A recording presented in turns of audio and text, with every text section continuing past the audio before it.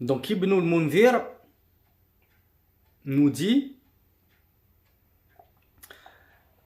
il a été établi du messager d'Allah sallallahu alayhi wa sallam, qui lorsqu'il désirait accomplir son besoin, s'éloignait.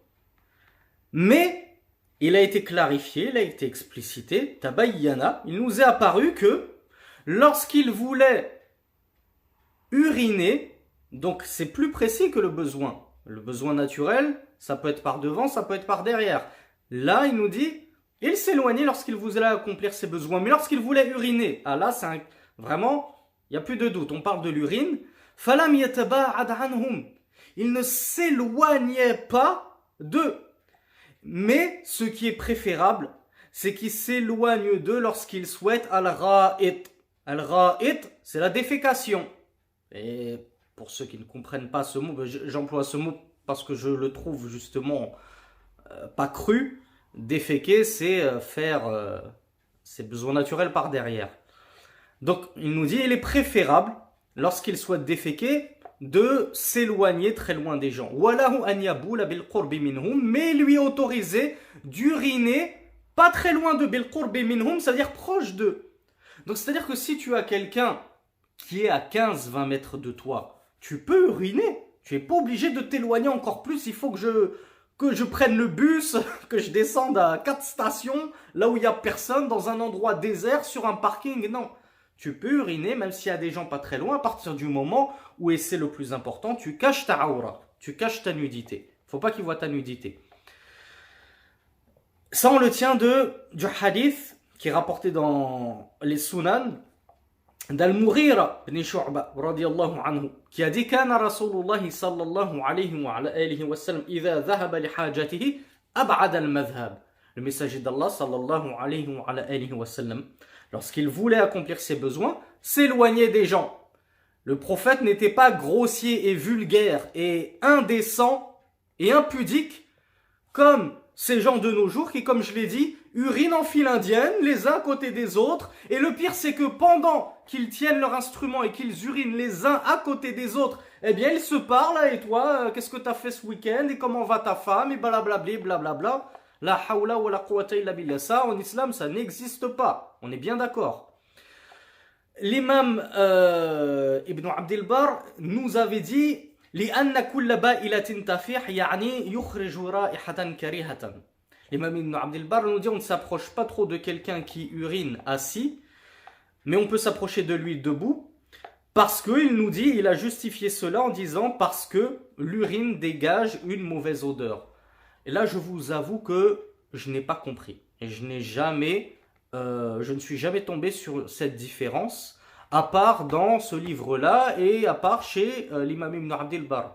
J'ai jamais lu autre que lui qui disait que on pouvait s'approcher de quelqu'un qui urinait debout, mais pas de quelqu'un qui urine assis, sous motif que l'urine, lorsqu'on urine assis, dégage une très mauvaise odeur que ne dégagerait pas celui qui urine debout. Allahu a'lam. Moi, je me contente de vous traduire ce qu'il a dit, mais pour l'explication, demandez à plus savant que le pauvre ignorant que je suis. Ensuite, l'imam Ibn Abdel Bar, rahimahullah, nous dit Wallahu yanqutu kulla mutahaddithin ala tawfihi. Allah exècre, il abhorre, il déteste celui qui parle pendant qu'il fait ses besoins. Ay alladhi yatahaddathu wa huwa yaqdi hajatahu. C'est celui qui parle donc pendant qu'il est en plein dans l'acte, en plein dans le besoin lui-même. فالكلام مكروه أثناء قضاء الحاجة. La parole, la conversation est détestable pendant les besoins. إلا لضرورة, sauf pour une grande nécessité. كأن يحتاج ماء أو حجارة للاستنجاء فيطلب من غيره. Ça, je pense que ça nous est tous arrivé un jour de notre triste vie. On est pressé, on court aux toilettes et là, c'est le drame. On a fini nos besoins, il n'y a pas de papier, il n'y a pas d'eau. C'est la catastrophe, c'est le drame. Donc là, dans un cas de figure pareil, Cheikh Shawkat nous dit, vous avez le droit là de parler. Et si tu toques à la porte, ta femme, tes enfants, ton comment on appelle ça, ceux qui vivent ensemble. Ensuite, ton colocataire ne va pas comprendre ce qui se passe. Il va croire que tu as eu un malaise ou je ne sais quoi. Donc tu as le droit de t'exprimer clairement et de dire s'il te plaît, ramène-moi du papier. S'il te plaît, ramène-moi une bouteille d'eau. Tu as le droit de parler dans ce genre de situation parce que c'est la nécessité. La nécessité l'exige. Ensuite, les Cheikh Ibn Abdel Bar nous avait dit il est détestable d'uriner dans l'endroit dans lequel tu te laves d'habitude, ou que les gens se lavent, même si toi, personnellement, tu ne te laves pas, n'urine pas là où les gens ont, eux, coutume de se laver. لأنه سيبقى من أثر البول في المغسلة أو المغتسل فإذا احتاج لها لوضوء أو اغتسال أو استحمام أصابه ما بقي فتنجس. Le Cheikh Shawkat nous explique cette parole de l'imam Ibn Abdel Bar, il nous dit car, alors, qu'est-ce que ça veut dire al-muhtasal? Je vous donne un exemple concret, là, en 2020, avec les toilettes à la française, une salle de bain, un bidet, un lavabo, une baignoire, une douche. Tu vas pas uriner dans ta douche, tu vas pas uriner dans ta baignoire, tu vas pas uriner dans ton lavabo, tu vas pas uriner dans un bidet même. Pourquoi? Il nous dit parce que les gens ont coutume de se laver. Il y en a qui peuvent se laver. Nos enfants qui sont pas très grands, qui n'arrivent pas à lever le pied jusque dans le lavabo, il va se laver les pieds dans le bidet pour faire ses ablutions. Tout endroit dans lequel il est susceptible que quelqu'un se lave, d'ailleurs, que ce soit ablution ou juste le simple fait de se laver, hein, même si ce n'est pas les ablutions, on nous dit c'est détestable. Pourquoi? Parce que lorsque tu vas uriner dedans, il se peut que il y ait quelques gouttes qui sont tombées par-ci et par-là et qui n'ont pas été, qui n'ont pas coulé dans le, je ne sais plus comment on appelle ça, bref, le trou. J'ai un trou, je ne sais plus comment on appelle le trou du lavabo, dans lequel s'écoule l'eau.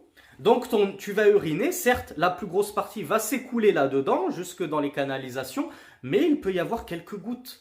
Et toi, ou ta femme, ou tes enfants, ou ton colocataire, ou n'importe qui viendrait ensuite dans ce même lavabo, ou dans cette douche, ou dans cette baignoire, ou dans ce bidet, pour faire ses ablutions,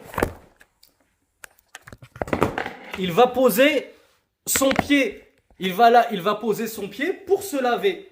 Eh bien, il se peut qu'il pose son pied sur une partie contenant de l'urine, parce que tu venais juste d'uriner dessus. Et donc, il va être souillé à cause de ta pratique. Donc, voilà pourquoi on dit qu'on n'urine pas dans ce genre d'endroit. Ensuite, Cheikh Shawkat nous avait dit فَإِنْ كَانَ مَاءً جَارِيًا يعني فَلَا بَأْسَ. Si c'est de l'eau courante, c'est-à-dire qui coule à flot, qui ne s'arrête jamais, il n'y a pas de mal à uriner là-dedans. Si tu trouves un fleuve, si tu trouves une rivière, si tu es dans la mer, il n'y a pas de souci à ce que tu urines dedans. أما البول في الماء الجاري فلا بأس به لجريان البول مع الماء. Car ton urine, elle va partir avec le flot d'eau dans lequel elle se trouvait pour être remplacée par de l'eau pure, puisque c'est quelque chose qui yajri. C'est quelque chose qui circule. Donc ton urine ne va pas stagner. Elle va être emportée par le courant. Donc il n'y a pas de mal à uriner dans un fleuve, à uriner dans un lac, à uriner dans la mer, etc. etc. Mais uriner dans de l'eau stagnante, c'est interdit. فعن أبي هريرة رضي الله عنه أن النبي صلى الله عليه وعلى آله وسلم قال لا يبولن أحدكم في الماء الدائم الذي يجري ثم يغتسل منه. Le prophète صلى الله عليه وعلى آله وسلم الذي لا يجري, je ne sais pas ce que j'ai dit, في الماء الدائم الذي لا يجري. Donc le prophète صلى الله عليه وعلى آله وسلم a dit que personne d'entre vous n'urine dans de l'eau stagnante. Al-ma'u da'im, c'est l'eau stagnante qui reste comme ça, qui n'est pas emportée par le flot. Alladhi la yajri. Thumma yartasilu minhu, puis il va se laver avec. Alors là, je vous donne un exemple. Une baignoire. Tu t'es fait couler un bain, l'eau est bloquée dans la baignoire. Rasulullah te dit que personne n'urine dans cette eau qui est stagnante, puis ensuite tu vas te laver. Tu urines dedans Tu te dis, c'est pas grave, de toute façon, je suis en train de prendre un bain. Donc même si j'ai uriné dans cette eau, de toute façon, après, je vais me laver avec cette eau. Non, il est absolument interdit de te laver dans une telle eau stagnante dans laquelle tu viens d'uriner. D'ailleurs, il t'est interdit justement d'uriner dans cette eau stagnante. Allahumma illa an qad balagha qullatayn. Comme on l'a vu dans les cours de fiqh, hein, c'est la première chose qu'on voit dans les livres de fiqh. إذا بلغ قلتين لم يحمل الخبث, pardon. Lorsque l'eau atteint deux grands récipients, l'impureté ne l'affecte pas. Ça, c'est le madhab du jumhur, c'est l'avis de la plupart des savants. Chez l'imam Malik, même si c'était en dessous de qullatayn, tant qu'il n'y avait ni l'odeur, ni le goût, ni la couleur de l'impureté, notamment de l'urine, l'eau n'était pas affectée, l'eau restait pure. Tout ça pour vous dire, par exemple, tu te trouves dans une piscine. Alors, on va essayer de faire un cas 100% halal. Des frères ou des cerisettes qui louent une villa l'été avec une piscine. Ils sont entre eux, pas de mixité, pas de découvrement des auras, ils sont tranquilles.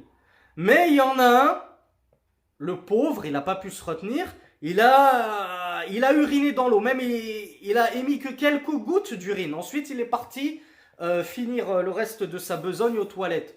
Qu'est-ce qu'on dit? On dit, oh la catastrophe, il nous a ruiné nos vacances, 2500 € la semaine pour une villa avec piscine privée, et on peut même plus se baigner dans la piscine parce que la piscine est devenue impure, parce que l'eau est impure, parce que un tel a émis 3 gouttes de pipi, d'urine dans la piscine. Non, ne vous inquiétez pas.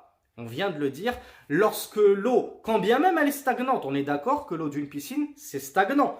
On n'est pas en train de parler de l'Aqua Boulevard où l'eau se recycle comme ça en permanence. Non, de l'eau qui bouge pas, c'est stagnant.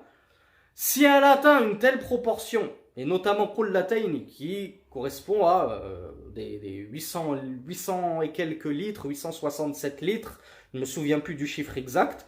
En gros, lorsque c'est 1000 litres, 2000 litres, 3000 litres, il n'y a aucun souci. Même si tu urines dedans, cette faible quantité d'urine ne parvient pas à souiller la totalité de l'eau et elle n'enlève pas la pureté à l'eau. Donc tu peux continuer à te baigner dedans. Ce n'est pas comme si tu te baignais dans une impureté. Ne t'inquiète pas, tes vacances sont sauvées. Grâce à quoi? Grâce à tes cours de fiqh. Comme quoi ça sert d'étudier le fiqh. Tu viens de sauver 2500 € de semaine de vacances. Et celui qui n'a pas de fiqh, eh bien, il a perdu ses vacances et 2500 €. D'où l'importance d'étudier sa religion. Je vous donne ce petit détail avec une pointe d'humour. Mais wallahi, combien de fois j'ai remercié Allah dans des situations où je me disais, subhanallah, si je n'avais pas appris telle chose dans le fiqh, je ne sais pas comment j'aurais fait. J'aurais pensé que telle chose était invalide, telle chose était caduque. Il y a des sœurs qui nous écrivent, est-ce que je suis dans la fornication? Est-ce que mes enfants sont bien à moi? Parce que je ne sais pas si mon mariage est valide ou non. Parce que justement, elle ignore si ceci ou cela était une condition de mariage, etc. Mon mari ne m'a toujours pas donné mon mahr, ne m'a toujours pas donné ma dot. Est-ce que les enfants que j'ai eus avec lui sont ses enfants légitimes? Ou bien en fait, on n'est pas réellement mariés, on est dans la fornication? Alhamdulillah. Alhamdulillah ala ni'matil islam, thumma alhamdulillah ala ni'matil fiqh fi din. Gloire à Allah et louange à Allah de nous avoir donné l'islam en tout premier lieu, puis de nous avoir permis d'étudier le fiqh. C'est une matière très très importante, c'est une science très importante.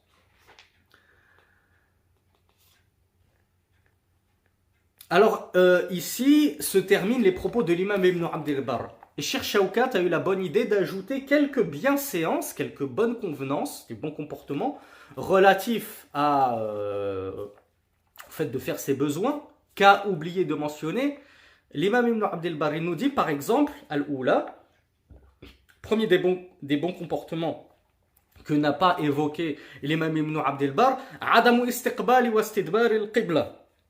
وهذا مذهب الشيخ شوكات واختلف فيه. Cheikh Shawkat nous dit par exemple l'un des bons comportements, c'est de ne pas uriner face à la qibla ou dos à la qibla. Tu sais que la qibla, elle est là, alors tu ne peux ni uriner dans ce sens-là, ni dans le sens opposé, mais sharriqu aw gharribu, kama qala an-nabi. Orientez-vous soit à l'est de la qibla, soit à l'ouest de la qibla, mais pas au nord face à la qibla et pas en direction opposée de la qibla. Ça, c'est l'avis de Cheikh Shawkat. C'est un avis qui se tient, mais ce n'est pas l'objet du cours de détailler ça. On l'a déjà détaillé dans les cours de Minhaj al-Muslim. Les savants ont divergé, notamment en 3 grands avis. Et peut-être, wallahu alam, que l'avis le plus prépondérant, en tout cas c'est celui qui réunit le plus toutes les différentes preuves, tous les différents ahadith, etc. C'est celui qui dit que ça c'est fi ghayr al-bunyan, fi sahara, celui qui se trouve dans le désert, dans un endroit désertique vide, qu'il n'urine pas et qu'il ne défèque pas face à la qibla ou dos à la qibla. Mais fil bunyan, dans les habitations, dans les lieux fermés, clos, ce n'est pas grave. Pourquoi? Parce qu'il y a un mur qui te sépare. Tu es aux toilettes, tu es dans ta salle de bain, tu es encarcané entre 4 murs, tu es barricadé entre 4 murs. Donc, même si tu urines face à la qibla, il y a le mur qui te sépare de la qibla. Alors que dans un sahara, une région désertique, c'est comme s'il n'y avait rien entre toi et la qibla, et que le fait d'uriner directement face à la qibla sans qu'il n'y ait d'obstacle, c'est une sorte de mauvaise considération, d'irrespect pour la direction de la salat qu'Allah subhanahu wa ta'ala nous a prescrite. Et ceci on le tient de la parole de Ayyub radiyallahu anhu qui a dit anna an-nabiy sallallahu alayhi wa ala alihi wa sallam قال إذا أتى أحدكم الغائط فلا يستقبل القبلة ولا يستدبرها بغائط ولا بول ولكن شرقوا أو غربوا. Le prophète a dit lorsque l'un d'entre vous se rend à la selle, qu'il ne fasse pas face à la qibla, la direction de la prière, et qu'il ne lui tourne pas le dos, mais qu'il se dirige vers l'est ou l'ouest par rapport à la qibla, bien sûr, pas par rapport à ta boussole. Deuxième conduite que n'a pas évoqué l'imam Ibn Abdel Bar, qada'u al-haja fil amakin al-'amma wa turuqi wa mawadi' al-julus. فلا يشرع ذلك لما فيه من إدخال الأذى على المسلمين وتعرض صاحبه لدعائهم عليه وقد قال النبي صلى الله عليه وعلى آله وسلم كما رواه عنه أبو هريرة رضي الله عنه اتقوا اللاعنين فقيل له ومن لا عينان قال النبي صلى الله عليه وعلى آله وسلم اتقوا اللاعنين فقيل ومن لا عينان.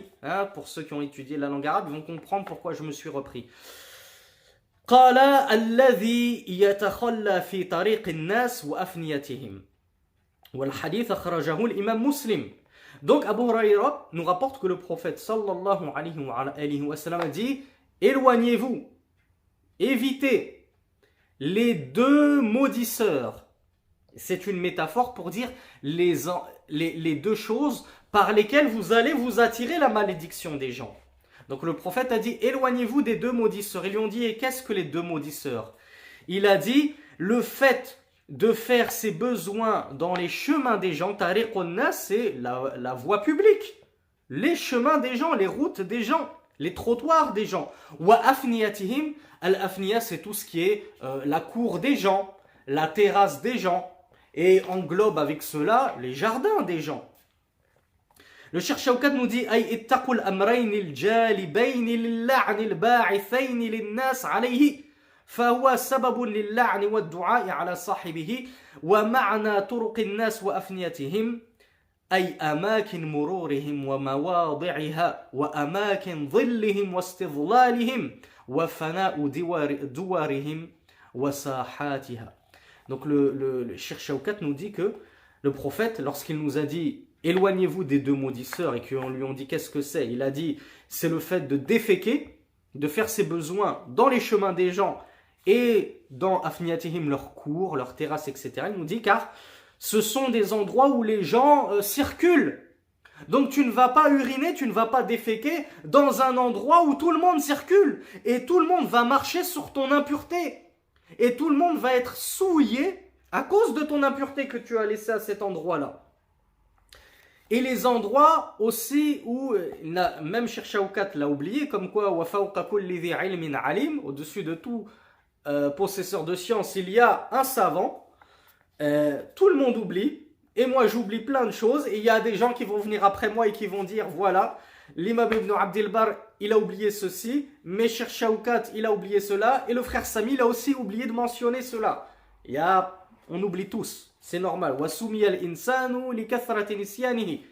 L'homme a été appelé insan dans la langue arabe parce qu'il oublie beaucoup. Dans la langue arabe, insan, ça a la même racine que an-nisyan, l'oubli. Il a oublié de mentionner aussi les arbres fruitiers. Ça, on l'étudie dans le fiqh, notamment le fiqh hanbali, notamment dans Zad al-Mustaqni'. On étudie qu'il est interdit de déféquer au pied d'un arbre fruitier. Pourquoi de déféquer ou d'uriner? Parce que il y a des gens qui vont vouloir, qui ont faim, qui vont vouloir aller manger des fruits de cet arbre et ils vont se retrouver avec toute ton urine en dessous, tes excréments en dessous. Donc ça aussi c'est interdit. On n'urine pas au pied des arbres fruitiers ni dans l'ombre des gens. Parce que les arbres aussi ombragent les gens. Quelqu'un n'a pas faim, mais il a envie de s'adosser au tronc de cet arbre pour se reposer et faire la sieste parce qu'il fait très chaud. Et lorsqu'il commence à s'asseoir, il sent une odeur horrible. Et en fait, l'arbre est couvert de ton urine. Donc, il ne peut même pas se reposer au pied de l'arbre à cause de toi. Donc, et à cause de ça, il va te maudire. On en revient au hadith. Il va dire qu'Allah maudisse un tel qui a uriné au pied de cet arbre. À cause de lui, je ne peux même pas faire ma sieste. À cause de lui, je ne peux même pas manger de fruits. Etc., etc. Donc faites attention où vous urinez, mes frères. Faites attention car la malédiction des gens arrive très vite. Si vous causez du tort à certaines personnes ont la malédiction facile et rapide. Et enfin, الرابعة ما يسن للداخل الخلاء والخارج منه أن يقول. Ça aussi, c'est important. Parmi les bons comportements, il y a le fait de faire une dua, de lire une invocation avant de rentrer aux toilettes, avant de faire ses besoins. De la même façon, après avoir fait ses besoins, après être sorti des toilettes, je pense que vous la connaissez tous et toutes, et si vous ne le savez pas, ce sera l'occasion de l'apprendre, car elle est toute simple, elles sont toutes simples, les deux, la dua de l'entrée et la dua de la sortie. La dua de l'entrée, c'est Allahumma inni a'udhu bika min al-khubthi wal khaba'ith. Alors les savants ont divergé sur l'explication. Il y en a qui ont dit que ça veut dire « Oh Allah, je cherche refuge auprès de toi contre les démons mâles et les démons femelles ». Et d'autres qui ont dit « Non, ça veut dire je cherche refuge auprès de toi contre tout ce qui est nuisible ». Al-khubth, c'est tout ce qui est nuisible. Ou al-khaba'ith, ce sont les démons. Quoi qu'il en soit, la dua en arabe, elle est ce qu'elle est. Il convient de la prendre et de la lire avant de rentrer dans les toilettes. Et lorsqu'on sort des toilettes, qu'est-ce que nous a appris à dire Rasulullah sallallahu alayhi wa sallam? Ghufranak. Un seul mot que tu as à apprendre. Ghufranak. Ça veut dire quoi? Ma ma'na ghufranak? Yani, Ya Allah, as'aluka al-ghufran. As'aluka an taghfira li. Ça veut dire, oh Allah, je te demande de me pardonner. Pourquoi est-ce que Rasulullah demandait pardon à Allah lorsqu'il sortait des toilettes? Les savants ont dit que dans les toilettes, j'espère que vous le savez tous, il ne convient pas d'invoquer Allah, de faire du zikr, de lire du Coran, quoi que ce soit. Donc c'est entre guillemets du temps de perdu, où tu ne fais rien d'autre que te soulager et attendre que ce soit fini, puis tu te laves. Donc c'était un petit peu comme si Rasulullah voulait dire, oh Allah, je te demande pardon d'avoir passé du temps sans t'adorer, sans t'évoquer. Parce que Rasulullah, il est rapporté de lui que kana yadhkurullahu fi jami'i ahwalihi. Il évoquait Allah subhanahu wa ta'ala en toute situation, tout le temps. C'était un grand invocateur, Rasulullah sallallahu alayhi wa sallam. Il faisait énormément de dhikr. Mais quand on dit tout le temps, bien sûr, il y a quelques moments spécifiques et exceptionnels où il ne faisait pas de dhikr. Parmi ces moments-là, lorsqu'il était dans l'accomplissement de ses besoins, sallallahu alayhi wa sallam. Voilà pourquoi il convient de demander pardon lorsqu'on sort des toilettes. Hada wallahu a'lam. Wa sallallahu ala nabiyyina Muhammad subhanaka Allahumma wa bihamdik ashhadu an la ilaha illa anta astaghfiruka wa atubu ilayk. Et je vous prie de m'excuser Et là, c'est moi qui vous demande, Roufran, Altamisu ilaykumul udhr. Je vous demande pardon pour la piètre qualité de la vidéo et les quelques déconvenus qui s'y sont produits. Malheureusement, je ne dispose pas comme nos chers amis youtubeurs superstars de la Darwa de toute une équipe de montage avec 3 réflexes dans chaque direction pour me faire prendre sous différents angles. Je fais tout moi-même comme un mesquine à la maison, donc ne m'en tenez pas rigueur, soyez clément et compréhensif envers moi.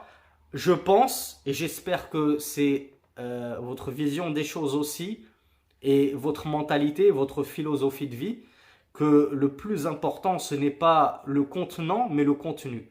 Donc même si on ne filme pas en 4K, même si on n'a pas un super éclairage, même si le son n'est pas terrible, j'espère que le contenu des cours, lui, est intéressant, est profitable, et j'aimerais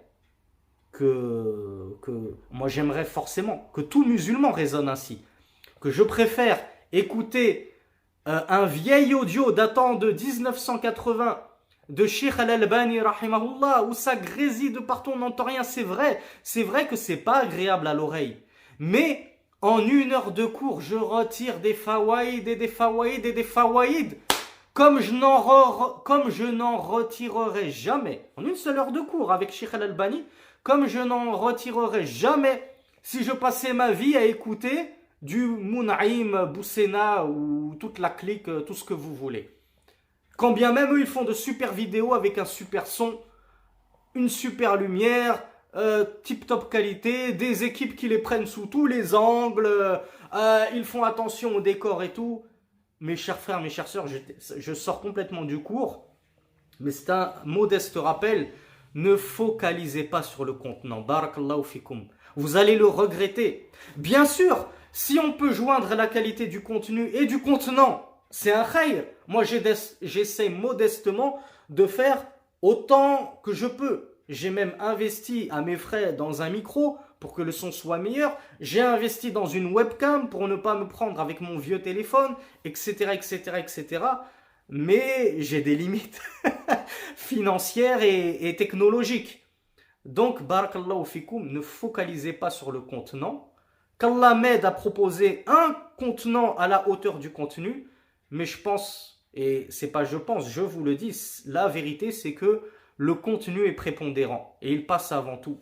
Jazakumullahu khayran wa ghafarallahu li wa lakum. Wassalamu alaikum wa rahmatullahi wa barakatuh.